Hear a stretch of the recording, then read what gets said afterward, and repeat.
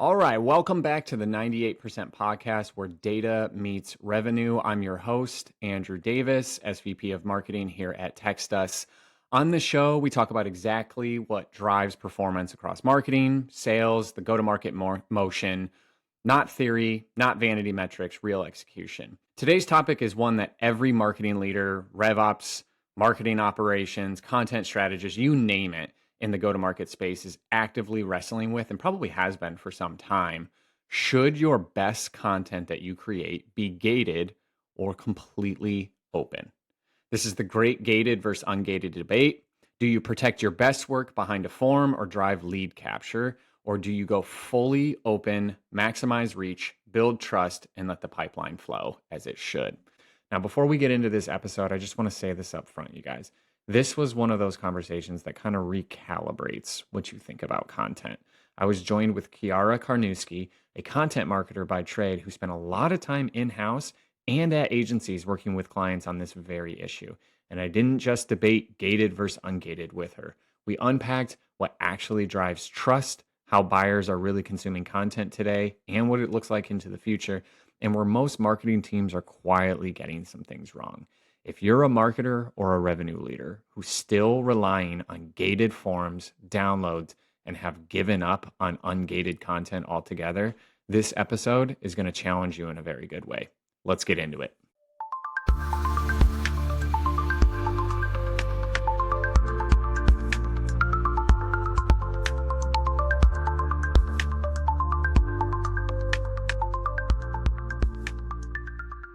Joining me for today's debate is someone who sits right at that intersection of content, automation, revenue, and the buyer's experience. Kiara Carniewski. Did I do that right? Yes, you did. Okay. You crushed it. Kiara Carniewski. Kiara is a seasoned B2B marketing leader with deep experience across content strategy, demand generation, marketing agencies, customer marketing, really you name it. She's been all over in her roles and in her career. She's worked best at both agencies and in-house and has been helping brands not just attract leads, but actually design buyer journeys that make an impact. Kiara, welcome to the 98% podcast. I'm excited to have you here. Thank you for having me. I'm so excited to be here. Absolutely. So, before we get into this debate that I'm actually pretty passionate about, and it's a debate that we have quite a bit on our marketing team here. Why don't you give us a little bit of background of your story and how you kind of ended up in your account director role, and what are the big lessons you've learned along the way? Yeah, so very fortunate that I got to start my career in-house in a lot more traditional role of event marketing and traditional media buying itself with television and radio, and really work my way through nonprofit a little bit. And then agency is where I have lived professionally for the last 6 years. So I love it. It's very fun, fast paced, but I'm glad to sit on both sides of the client side of what it's like to work like with an agency and also be the one leading strategy on the agency side. So, the way I like to explain my role essentially is I'm the bridge between here's what the client wants or what they're trying to achieve, and here's how we can make it happen. And I'm helping with that strategy, that execution, or supporting the team members to make their dreams come true. And usually that's revenue. Love it. Yeah, revenue is king, as we like to say in our go-to-market teams. As somebody who's worked primarily in-house, almost exclusively in-house, and has hired a lot of agencies, ones that you have worked for and ones that you haven't, how many clients do you think you typically meet with on a weekly basis? On a weekly basis, usually I would say around five or six. It depends how extensive that project is.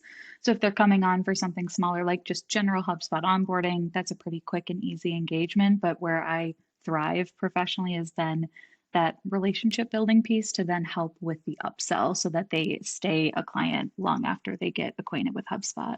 Absolutely. The reason I asked the question is, when you're in-house, you tend to sit in this almost this echo chamber of your thoughts at times with your marketing team because you're all experiencing the same things at the same time, right? But we're somebody that sits in your seat where on average you're talking to a client every single day, right? I would imagine the topic that we're talking about today in terms of gating and ungating your content is coming up quite a bit. Is it not? All the time. It's all the time, and it has been for years, and it's one that I handle differently with every single client because I understand that based on their industry or what the actual piece of content is really going to determine what I decide to do, whether it's gated versus ungated. Absolutely. Yeah. Let's level set here for this discussion. When we say gated content, we're talking about content that's sitting behind a form, member access, paywalls, really anything kind of along those lines, basically, versus having it kind of free flowing. In the example of like a blog post would be ungated. I would have a lovely conversation with anybody who did decide to gate their blog posts, if I'm being 100% honest, and want to understand what revenue that's driving more than anything else. But when we say gated versus ungated, we're talking about are the users and the visitors to your site or to your destination having to provide something to get access to that content. So that's what today's discussion is going to be about. This debate really isn't new, but it has changed in the buyer's journey over the last couple of years. I think it's no secret to anybody that kind of sits in the go-to-market space that go-to-market has massively changed over the last 18 months. Emergence of new technology and AI, but there's a lot of unknowns out there. And so there are strong opinions, either strongly held or loosely held in those strong opinions that come up quite a bit. What would you say the percentage split is between the clients that you talk to with this in terms of people that are like, yeah, I absolutely want this gated content. And the other ones are like, no, this is a great piece of content. We want everybody to read it, builds trust. I actually have been very fortunate now to be in a position where I can pull real stats of saying, hey, this is what happens when we just temporarily even ungate a piece and just let me throw a test out there and let's craft something that will still get them to get their email at some point in the lead nurture that follows that free content. So I say, hey, let's start with one piece, but that split percentage is probably around most folks want to lean towards like 70% of their stuff gated versus not. And I try to taper it back so we can be a little bit more balanced where it makes sense. Why do you think the debate is louder now versus 5 years ago? I think so, like a huge, you can kind of think of the way that even just, I know, just stick with me for a second, but the way that we had a lot of currency or the way that you had a lot of prominence was owning land in America. And now that way you capitalize on ownership is digitally. So if you have digital ownership of someone's email, access to their inbox, access to their phone, that is currency, that is power. So we're trying to make sure that we capitalize on seeing the way that people interact with us, the way that we can control the messaging behind it and see that, make sure that we're kind of always sitting in front. And also, not to mention, there's so many more messages firing off left and right. And, we want to make sure that they remember our brand, our business, our company, whatever that is. Yeah, absolutely. I agree with that too. And I think it's no secret the velocity of content coming out is much greater now than 5 years ago. I mean, 5 years ago you had to have a content team of five to put out, you know, 25 pieces of content a month. Now, you got programmatic SEO agencies pumping out content left and right. AI tools like ChatGPT, Claude, Jasper, like they're making it crazy. Yes, I think a huge part of that too is how can we make sure we're doing the right thing, the right amount of content? Because really, I'm still always going to be a fan of saying quality over quantity 9 times out of 10. And is it hitting the right person that I want it to? I know that sounds like a little old school in that way, but I don't want it to hit everybody. I want it to hit the right person that's going to buy. So that's really what comes down to the meat and potatoes of it all is can I get that right piece of content made so that the person who really needs their problem solved using my product or my client's product or service is can solve for that challenge. Yeah, absolutely. And you said something that really kind of sparks my interest as a marketing leader. You say you'll always choose quality over quantity, right? And I agree with you. Like a good piece of content is more impactful than a chat GPT prompt that's, pasted in a document, basically, right? There's a use case for a healthy mix of both. But what would you say to a demand gen marketer who's sitting here and going, I don't care if it's quality. Once they fill out the form, I like achievement set, basically, right? Like a lead generator who's sitting there going, hey, all I need is a good title, a good thumbnail, and a nice form, and I'm going to start creating pipeline for my team. I love the energy. So the first thing I'm gonna say first and foremost is like I love that their sights are set on, we're gonna shoot for the moon or maybe even Jupiter, but also I'm always gonna stay grounded in reality and know that there's a lot of nuance to that because of at any given moment, the economic structure of a company could change where we are, as a country versus, there's these bigger ideas that still affect individual businesses and individual roles. So Mhm. for demand gen, of course, I'm going to say inflated pipelines and putting a lot of energy there is great, but how can we do that? Because I don't want just numbers there. I want the right numbers so they don't drop off in the end. Or they do buy and go forward and they weren't ready, prepared, they don't have that user adoption, then they back out after 3 months, God forbid, right? So there's always other factors to consider that make the entire experience so much more holistic than just these are figures and facts in one pipeline. Yeah, I agree with that. And from a revenue standpoint, Gated gives you attribution, contact data, follow-up automations, clear funnel movement. Like a marketing ops person is going to sit there and go, gate it so that I can do 90% of the work for the sales team, right? And a sales team loves gated content because it feels measurable, it feels controllable, right? You get first name, last name, company, who's shopping. There's some level of intent shown there, basically, right? Um, but quality has that retention factor to it, that trust building factor to it, right? There's an argument to be made that I'm curious to your thoughts on here that hey, quality content isn't as impactful today anymore. Kind of like what you were saying around you'll take quality over quantity, but quality isn't as impactful because there's so much of that velocity of content kind of coming out today that nobody's going to read the whole document. Nobody's going to read the whole thing, right? Like for example, some of our best pieces of content here at TextUs are not the 25 page 2025 SMS engagement report. There's some good snippets in there that you take out and you're like, oh, that's a great piece that I can take back. But really, it's the guides. You know what I mean? They'll read Yeah. everything in the guides because it's like this is how you do X basically. So I guess there's a definition of what quality is, but from a lead gen standpoint and a sales gen standpoint, they're sitting there and they're going, I don't care, just get me the lead. And you got content marketers and marketing leaders that are saying, well, we have to build trust somewhere, right? Yeah, I think so. A great point of just saying quality content does not mean it's longer or it takes more time. Some of the best shit can be pumped out in 5 minutes just because it resonates, just because you posted it at the right time and it hit the right amount of people. And there's no perfect sequence to that. And sometimes it's, again, it doesn't have to be the thing that took a lot of bodies sitting in a room to make that strategy happen and execute over a span of 6 months. It can be as simple as I have a good personality, I see a problem in front of me, and I know who it's going to target. So I'm going to post about it on LinkedIn. And wow, unexpectedly, it led to this exact revenue result.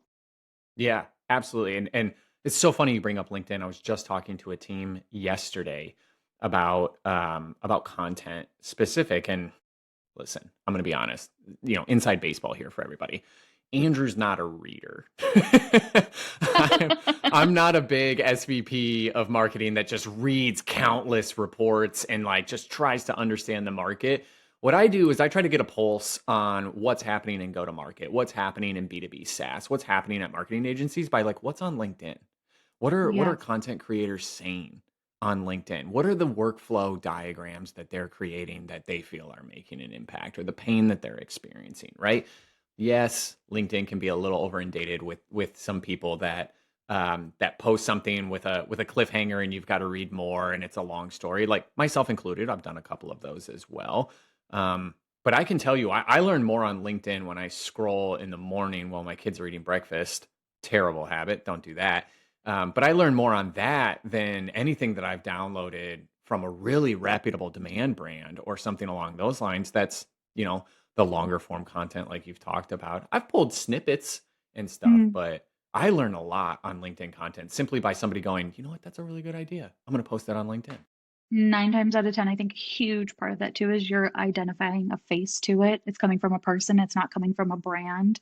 So I think one of the brands and businesses I always like to shout out is Duolingo and the Duolingo owl making that brand. And I understand that's a little bit more B2C, but even just on the business side, when you have someone who can really understand their audience and say, hey, I'm talking to these leaders, these executives, and I am also in that same boat as them. Here's this idea, this thing I'm struggling with, and here's how I can post it easily. And it might resonate, it might not, but why not post it anyway to see where it lands? But I think a huge part of that comes back to is there's a person actively behind there and you're not feeling like you're being sold to or that you have to do something next, like take an action, building trust, you could say.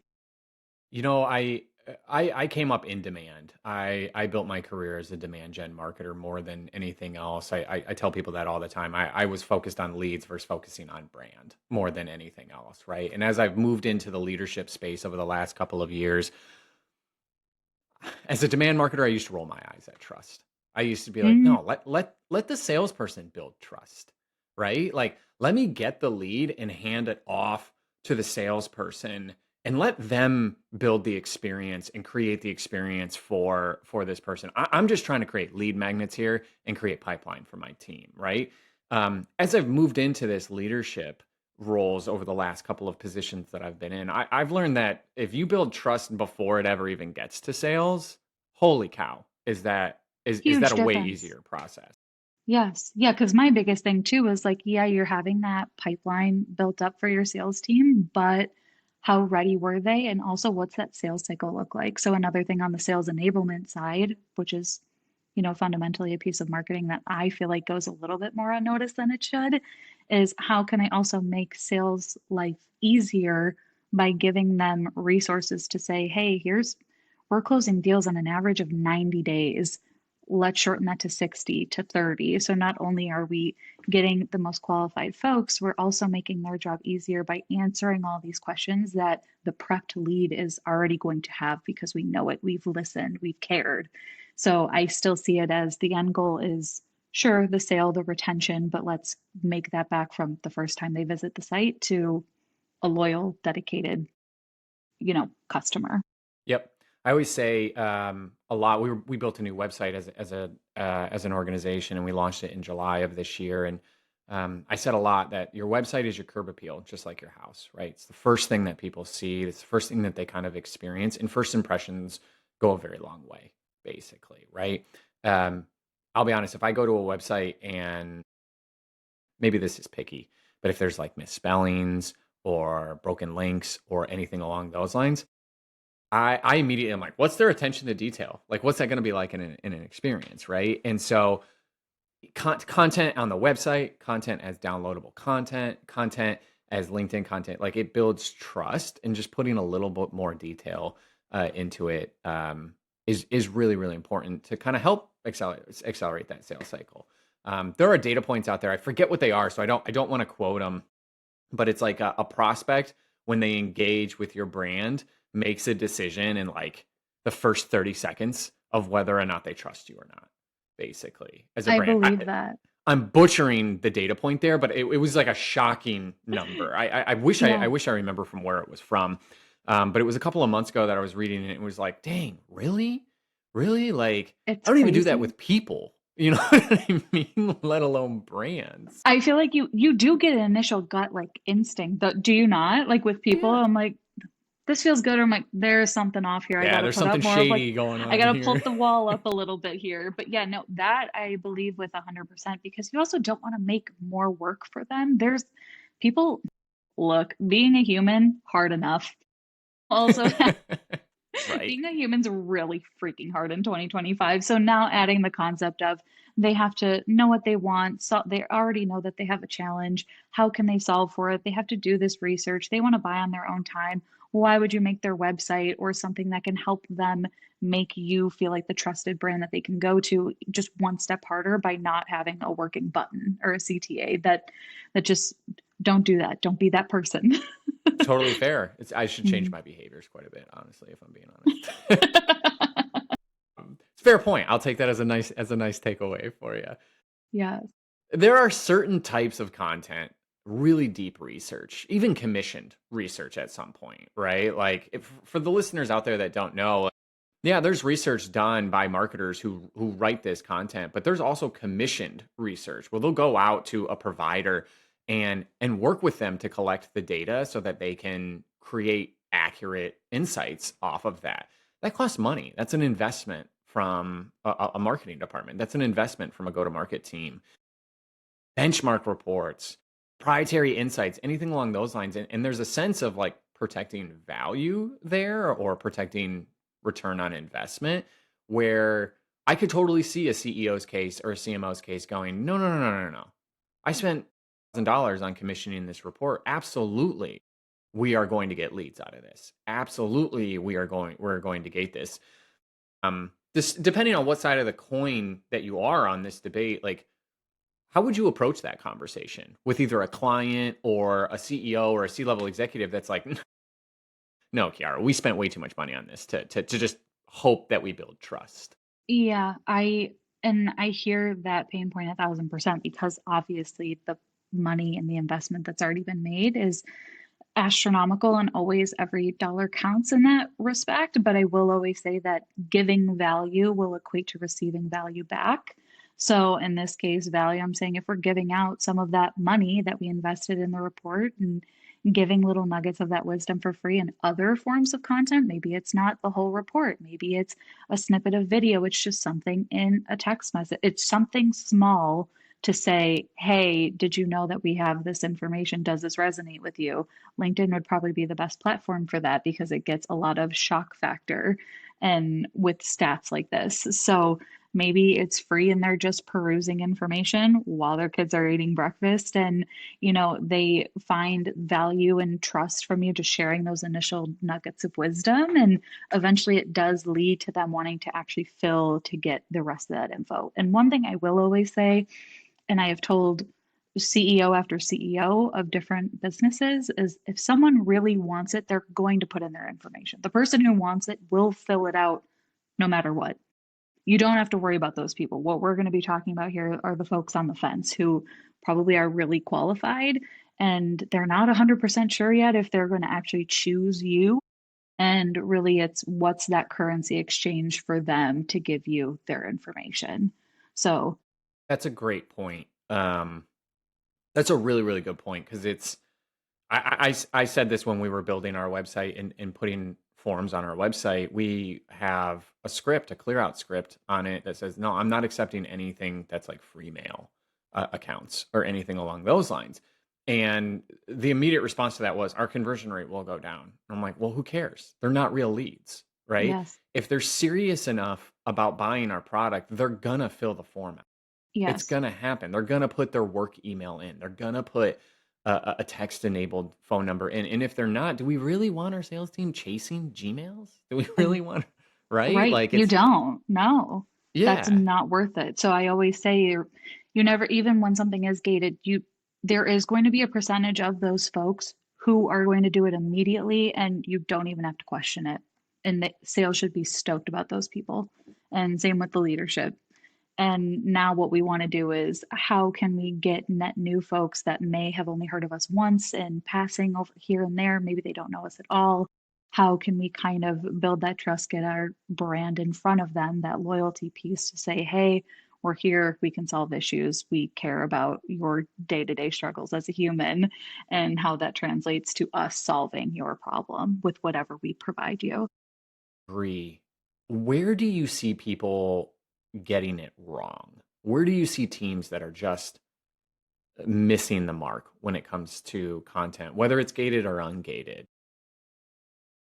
I think the first thing I want to say too is because a lot of companies have come a long way from this, but they considered anything that was a premium asset must be gated. Anything, even an infographic.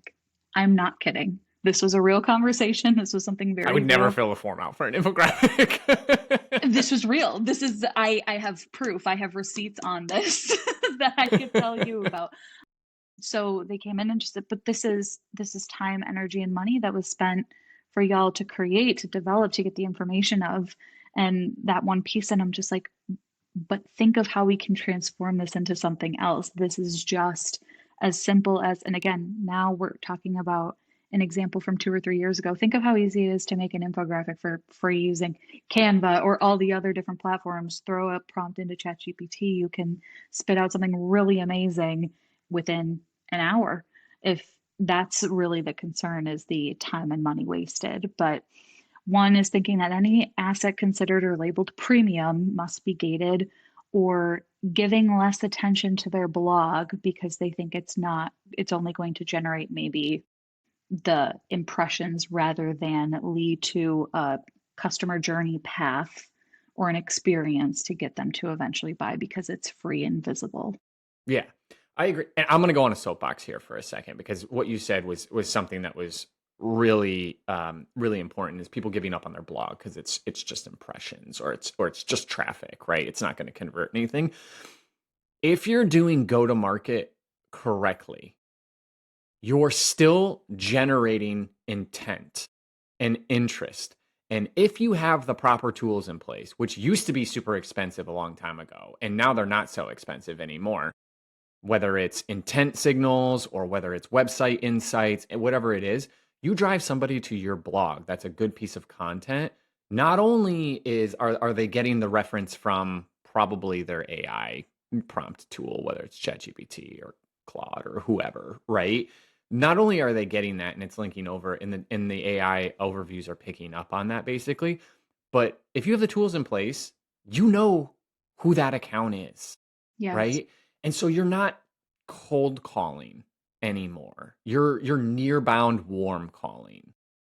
And I was just telling my demand guy this the other day, where I said, "Hey, listen, we were very focused in 2025 on lead generation. We rebuilt the demand gen engine. Everything was inbound. Our pipeline was like 90% inbound, basically. Right? It's shifting. And the whole go to market motion of any B2B SaaS organization is shifting.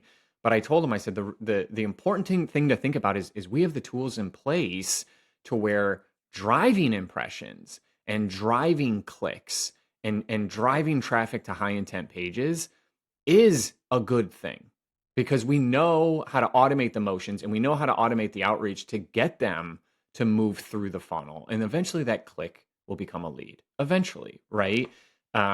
It's not so much anymore of just looking at a traffic number and converting. And so I would argue against somebody who gives up on a blog or gives up on an ungated piece of content because it's not generating leads right now, and say, well, you're doing it wrong, Yeah, so basically. my one of my more famous stats, claim to fame in my professional career, and this was done with a client that I very much love and hold close to my heart, is we call it the little blog that could, was a blog post that within its first year, obviously ungated, generated and had attributed revenue of more than $2 million associated with it because it provided that much value. So if you're Is that doing the like things, influence revenue or like direct attribution direct first touch? attribution, Holy closed cow. won deals. Okay. I need that Girl, playbook. your girl needs. Oh my gosh, no. In that same client, I will say, because this stat is very important to me. So that same client, I was with them from when I started over the 3 years. So my client retention rate was 100% across the board. So love that. Nice. But then Congrats. their content strategy I developed over 2 years. So this is gated and ungated. This is social. This is infographics, blogs, premium assets, webinars, assessments, you name it. The entire content strategy generated attributed revenue of over $37 million in 2 years. Closed one attributed revenue for that one client in fintech. Holy cow. Yes. What's your content strategy? Can I have it? Can you send it to me? Yeah. So you have to fill out a form. Let me tell you. Oh, I got to fill out a form. Wow. No, I'm kidding. No, just call me. We'll talk about it. It's great. So that's this is why I am so passionate about this, is because I have very clear stats and figures to showcase that success of saying, look, you have to look at the strategy as a whole. This is an example of it over 2 years, what it looks like. It cannot be as black and white and saying, we gate everything or we don't gate everything, and it just is what it is. That's not how life works, because that would mean that we really can understand a person inside and out and act them to act so programmatically. Is that a word? We can take it. Just And right click, add to dictionary on that one. yeah, I was just gonna say I'll look that up. I know I mean something. It's just, is it going to form? But the whole point of that is saying we can't take exact clicks the way that a robot would. We're human. We have, the way that we operate is going to be completely different. So I don't want folks to ever get tripped up on just the one piece. Let's look at the strategy as a whole over 6 months, over 12 months, over 2 years, and Yeah. see what results that drives. You seem to be very good at attributing revenue impact to content. Just some of the numbers you're throwing, 37 million, that's crazy good, Yeah, it is crazy. I'm right? very That's proud of it. You should be. Yeah, I mean, I'd put that at the top of my LinkedIn profile. 37 million attributed dollars of revenue on my content strategy. Freaking, Google me Yeah. type of thing. That's awesome. It feels like this is like a revenue debate more than a philosophical debate than anything else. So I've got kind of a conundrum question for you. If you had to choose 10,000 ungated readers with a 2% conversion rate downstream, or 500 gated downloads that sales follows up with immediately, which one do you think that you would take? Probably the first. If I am I in control of the strategy? Yeah, well, yeah, this is your world. It's We're my just living it's in my world. It's a fictitious. it. So here's the thing too, because I do have a huge amount of respect for folks who take accountability. And a lot of that accountability means that you understand every part of the person who helped develop the website to that one intern maybe that wrote one blog post one time. Are you going back and checking and updating content as it sees fit to do so? Are you letting your current CRM folks who already are aware of you and are engaging with you know that this has been revised and updated for 2026, 2025? Are you repurposing things? So I think a huge part of that is just not assuming because the folks that came in, this 500 folks sales is going to follow up with them. That doesn't mean it's a yes. So if Mhm. we could take the ungated folks and influence them of the beginning to end experience is pure loyalty and trust and just solely fundamentally giving a shit about them, I can convert all 2,000 of them and then upsell them afterwards too. I'm confident of it because I did it multiple times I was now. just gonna say I don't have an argument against you right now. Like your track record is speaking for itself to where I'm just gonna sit there and go, let her Yeah, do her and thing. here's another one too that I actually forgot about this until I went back and pulled up some, because I'm a big receipts girl. I love to make sure that I have some of my wins secured. But for a telecommunications company, a huge everyone was just talking down on the idea of them having a newsletter. And I said, I hear it's so funny too. There was a LinkedIn post yesterday of like, I only do newsletters for clients because they want to. It doesn't mean that it's going to work. And I love sharing this fact too, is if you're doing things right, as in that there's creative and strategic liberty, you're not just doing a newsletter because you saw this competitor doing it Everybody and else now is you feel doing like it. you need to do it, Right. right? So within the first 12 months of launching that newsletter, over 100 closed deals and over $90,000 in upsold revenue from current clients that existed in their database. That's That's what I'm saying. If great. That's so people good. So if good. people want the money, if people want the information, they're going to spend the money. If they trust you and you provide consistent value to them, they're going to invest in you. They're going to trust you. They're going to believe you when you say it's not just about uh, me making a sale. It's about knowing that we can solve for this problem for you and we actually care about making your day easier in whatever capacity that your product or service serves. 100%. And as a demand gen marketer, like newsletters over the last couple of years have really come to the forefront of a demand strategy. Like ads are just they're getting worse and worse, and people are over inundated with them, right? Like we're all on 1900 social medias. It feels like we're all on smart streaming platforms that now, what you paid $7 for, 5 years ago is now you have to get 15,000 ads in between Yes. episodes and stuff. And so I'm a big believer that like advertising to the millennial audience and the Gen Z audience is becoming ineffective every year, over and over again. And there are other channels that are driving stronger trust and stronger impact. And newsletters is one of those things, whether it's your existing newsletter or a partner newsletter that you partner with. But I'm also seeing increased ad costs associated to newsletters because they know, those publishers know that it's becoming very valuable. But I think there's something to be said about generating either your own newsletter or with a partner that really talks about the topics that your audience cares about and is less salesy, right? Like an ad is headline, subheadline, call to action, right? Yes. Trying to Yeah. resonate like that. A newsletter is multiple pieces of content, right? So, yeah, there newsletters I think are shockingly, given the fact that email is not performing extremely well over the last couple of years compared to what it did back in the late 2000 teens and early 2020s. It's amazing to me how well newsletters are performing. And I think a huge part of that too comes from as somebody who is perpetually at inbox zero. I might We give are up that. opposites. Oh my gosh, after this recording, we are going to screen share and I'm going to fix your inbox within a few clicks. I That hope is, so because there's 8,000 unread messages in there. Andrew, I am actually going to collapse. Are you joking? No, I'm not. Oh I'm a man. Slack Okay. guy. I Slack and text, believe it or not, text me. Oh wow, that's so crazy. You just eat, sleep, and breathe your brand. Yeah, 100%. Oh my gosh, that's so funny. No, this leads to, and I know I want to save it, but one of the biggest things that I care about too is just honestly is the I also like saying in this case of the newsletter debate is, the product really isn't the hero. It's the customer's need for like connection. So it's you're solving the problem. Essentially, what like people like to say in a non-professional way would be like, how lazy is your customer, right? Is you don't have to always inspire them. They don't always need this big transformation, but they want the easiest way to get the job done or that problem solved. Where newsletters come in is, all right, well, they have your trust and you have their attention because you solved for it.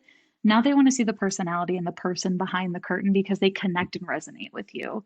And that's where that loyalty, retention, and just continuation of a positive experience happens way after just the initial sale, first sale, you could say. Agree. The number one example of the best content strategy that I've ever witnessed in my career was HubSpot. HubSpot Yeah, created endless amounts of free content, whether it was gated or not, right? Whether you were a customer or not, created spreadsheets and dashboards and all these. I mean, they gave away their CRM for free eventually at that point. You could put that in your content strategy, they right? did. And they understood what their customer was feeling as a customer, like on their day to day, not just, oh, I'm having trouble tracking my clients and I need a place to have a central location. Like they were like, yeah, we know, like we got that, right? But like we get that, like you care about analytics and tracking and you need a system that does that. Don't go spend 5 days trying to build a spreadsheet. Take this one, right? Yes. Guides, like I remember back in 2017, I was downloading guide after guide after guide on how to build this strategy or build that strategy or go do this template type of thing. And it was just so helpful as a marketer working with a pretty bare bones team and saying, go for it. And I really felt like HubSpot understood me as a marketer and as a marketing team leader to say, like, let's take these pain points that you have and like address them. Don't even care about HubSpot as a product. Like, who Right. cares? I Right. right, because those folks, there are a lot of, and I'm thinking the same time frame that you are, 2017 to 2020-ish, is there were a ton of folks who were still very much in WordPress or in Salesforce. They didn't even know about HubSpot. They never had to use it before, but it was just, it became a reputable, trusted figure in the entire community of folks who were dealing with CRM issues, who were dealing with data hygiene, who wanted to have all of these different and it sounds boring to the folks who don't live in the world that we live in, but this is stuff that you could say would keep people up at night, right? It's how can I make sure I'm making the most of folks in this segment? How can I make sure that I'm showing value as a marketer to my sales team? How can I make sure that we have this marketing and sales alignment so there's no friction within our teams, right? There's a lot of components into that, and HubSpot was just like, check here, check there. Here's your free assessment here. I have the spreadsheet for you here, a tool, a template kit that you can rebrand yourself.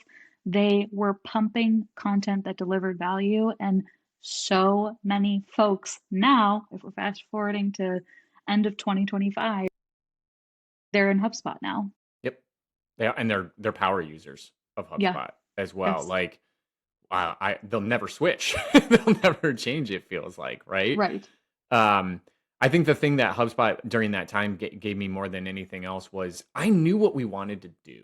Like, as a marketer, you're a very creative individual, right? Like, you're thinking about how can I stand out? What are things that I can do that can get me above the noise of everybody else in my market, right? I know what I want, but how do I translate that on paper to an organization who are not built up of marketers, right? Who are built up of either founders or finance executives or operations executives that don't think like marketers. So I always struggled, in what I appreciated from HubSpot's content strategy, really anybody's content strategy that provided templates, was the fact that, hey, I've got this idea in my head and I know how it works in my head and it's working in my head, but it's not going to work in yours. How can I get this on paper to translate my idea in my strategy versus me guessing what a marketing strategy should look like in a Yes, slide deck, right? That was one of the biggest impacts that I felt from that content strategy that told me HubSpot understands me as a 100%. as a B2B SaaS marketer. Yeah, now we're even seeing that another layer of friction being removed. And at that time, they had a huge dominance over search engine optimization. And now that power is kind of coming back to the consumer itself with answer engine optimization. So AEO is kind of the new hot, I don't even want to say hot commodity, but it really is a huge influence is, do you have the answers to the questions that people are asking and throwing out into the massive ether, the void that is the internet? Yep. And And can you, answer and solve for it? And where does your business and your content rank in that value? Let's bring it down to what it really boils down to is what level of value are you providing? yeah, absolutely. Where do you think content's going to go? Like, what do you think is going to, I have an opinion on this, but I want to know what your opinion, because you're generating $37 million off your content strategy, right? Like, so where do you think this is going to go?